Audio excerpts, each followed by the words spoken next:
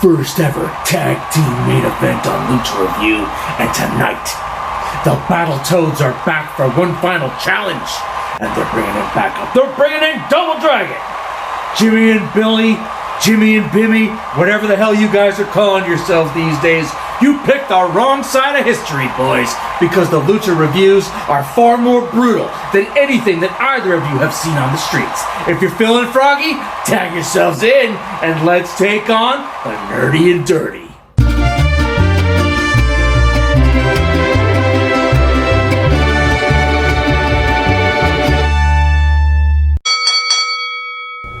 After 2 losses, the Battletoads are back for one last chance at glory, and this time, they're bringing in help.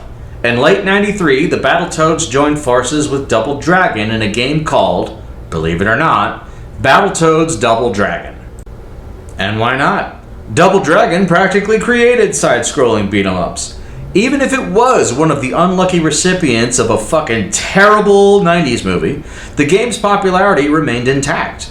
Beat-em-ups continued to draw big crowds at arcades, and in the toy stores, anthropomorphic superheroes were flying off the shelves. The Ninja Turtles are a shining example of how these concepts go together like peanut butter and chocolate, as the Turtles arcade games are fondly remembered by anyone who played them.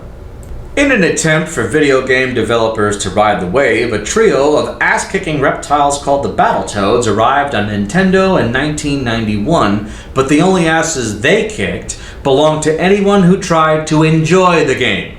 The game's timing was horrible too, because the Super Nintendo was out 3 months later, and shortly after that, the fight game genre was born with Street Fighter II, and it would be the dominant species until the arcade scene died out. Suddenly, the peanut butter and chocolate combo wasn't selling as well as it used to, and what do you do when that happens? You break it up into little chunks and sprinkle it onto a bowl of ice cream. Straight away, I am captivated with Battletoads Double Dragon.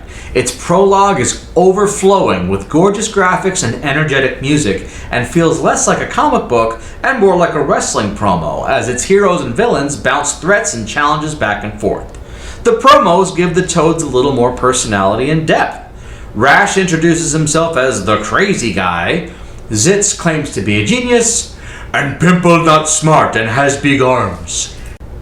I failed to see how any of that matters because unfortunately I eventually had to press start, and all 3 Toads look and fight exactly the same. The skin color is the only way to tell them apart, because otherwise they're the same sprites, performing the same moves, and I'm still trying to figure out how this is even possible. Battlemaniacs was released earlier that same year, with better looking characters. Why weren't those used? Finally, you can choose to play whatever character you want, but this shit looks like someone just dusted off the sprites from the old original Nintendo game, and you can't tell the characters apart because they all look and play the same. I gotta say the same for the bad guys too. This is late 1993. The Battletoads were supposed to be the next Ninja Turtles, and the Ninja Turtles set quite a standard with Turtles in Time. Battletoads Double Dragon pretends that game doesn't even exist, and also pretends that us peasants are going to lose our minds over 16-bit versions of underdeveloped characters. Even the Dark Queen was cartoony again. Why? Were there one too many letters from angry parents who caught their sons jerking off whenever she talked down to them? Actually, this shit might have been a legitimate issue for some households.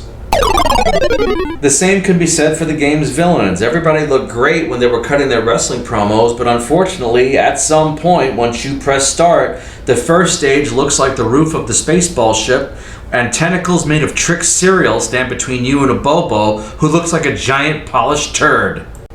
And the mediocrity continues inside the Spaceball ship. The backgrounds look like unused concept art from the Mega Man series, while the Double Dragon Street Thugs look like they arrived via time warp from 1986. Again, Battlemaniacs has some impressive visuals, and this feels like a step back. In fairness, the game is a little more fun to play than Battletoads and Battlemaniacs because this game actually qualifies as a beat-em-up. Check it out. Fights. It took 2 fucking games to get here, but at last, the game features characters called Battletoads taking part in actual battles, even during the vehicle quests. The difficulty was even toned down, but not by much. When it came to bonus items, the game would practically mock you, while certain villains knew how to put you in a no-win situation. To be honest, I could have kept going, but I couldn't shake the idea that this video game was the equivalent to the off-brand bootleg toys you see at the pharmacy. There's really no excuse for this. You've got two groups of beloved characters coming together on a system that was capable of delivering the goods for up to 4 players, and it shits the bed completely.